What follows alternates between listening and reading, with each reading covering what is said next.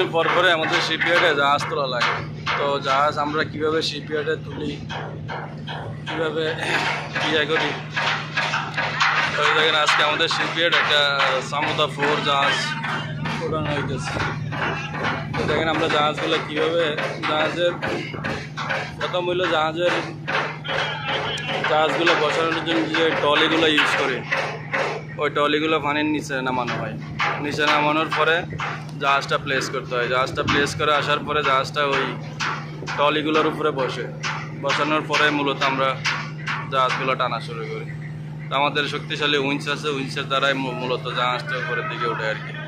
তো এই যে ট্রলিতে বসানোর পরে তো আস্তে আস্তে জাহাজগুলো উইঞ্চের মাধ্যমে আস্তে আস্তে টানতে টানতে একদম সেলাইয়ের মাথা পর্যন্ত নিয়ে যায়।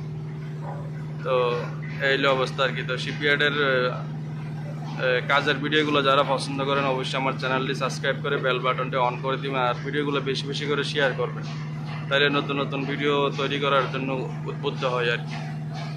তো জাহাজের আপডেট ভিডিওগুলো দিব আপনাদেরকে ধীরে ধীরে আস্তে আস্তে। তো সবাই দেখতে থাকেন আর সবাই ভালো থাকেন। এই যে একদম ওই উপরে মাথা পর্যন্ত যাবে আর কি। এই যে উপরে একদম স্লিপের মাথা পর্যন্ত নিয়ে যাবে। এই যে টানতেছে,